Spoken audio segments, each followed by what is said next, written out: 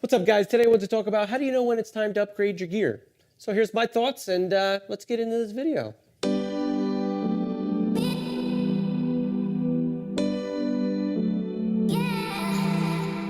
What's up, guys? Jay Yudlovsky, Focus Photography and Design, helping you focus on your photography. If you're into Photoshop, Lightroom, and photography, consider subscribing to my channel. I try to release a new video every week. In this video, I wanted to talk about how do you know when it's time to upgrade your gear. So let's get into it.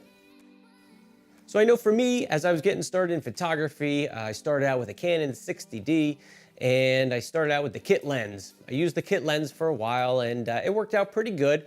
But then at some point I started feeling like, well, I want to get some better gear. You start learning about the different kinds of gear that's out there, and all the cool stuff and gadgets and lenses and tripods and microphones and cameras that you could get. And you kind of wonder, how do I know when it's time to upgrade? Do I just get it because I want it? Do I get it because I need it? Why should I upgrade? And how do I know when I'm ready to upgrade? I say you should upgrade your gear when you feel like it's holding you back.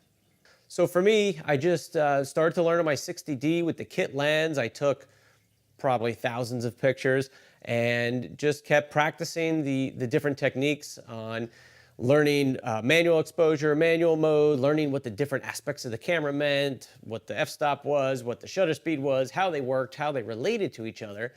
And eventually I got a good understanding of how the different pieces fit together and how they worked.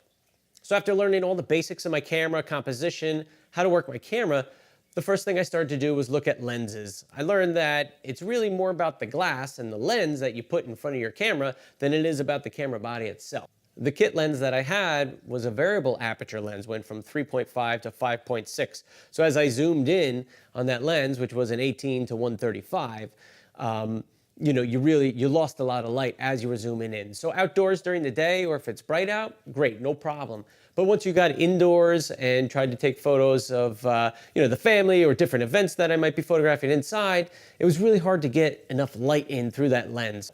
So the first thing that I did was go out and buy a Canon 50mm 1.4 lens. Now with that lens, it was a great upgrade from the kit lens. I was able to shoot in much lower light. Mr. Neeks over here, my little kitty. I was able to shoot in much lower light.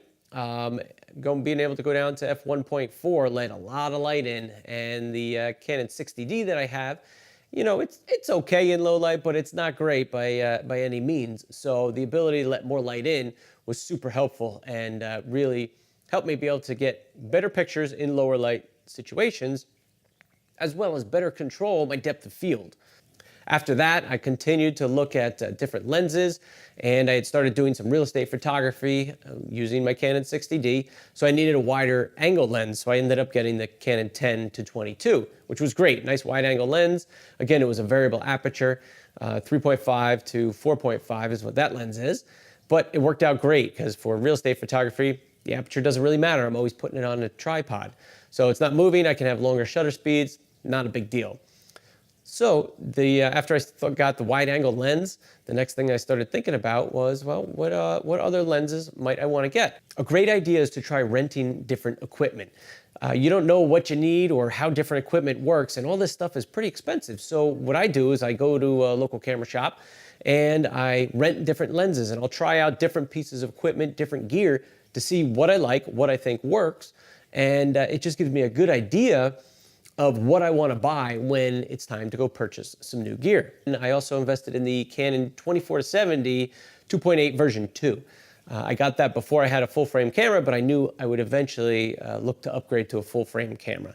So I thought that was a good investment, great piece of glass, very expensive, but well worth all the money that you pay for it.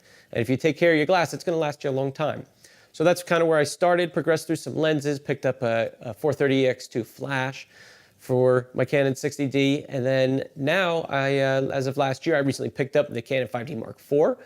Now I can use most of my lenses on that. I can use my 50mm on the 5D Mark IV. I can also use the 24-70, and right now that's my main setup is the 24-70 with the 5D Mark IV.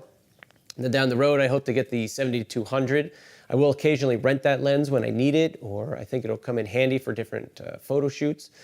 And I love that lens, it's great, but again, it's an expensive piece of glass. But for now, this setup is great and it's serving me well. I don't feel that I'm being held back at all. And this is probably where I'm gonna stay for a little while. I hope this helped you see how I upgraded my gear and just my thought process behind when to upgrade and when to spend the money on the new pieces of equipment, because everything's so expensive in photography for the most part. I mean, you're spending thousands of dollars on lenses and camera bodies and different parts and pieces. You want to make sure that you need it. Don't waste your money if you can get by without spending all that money.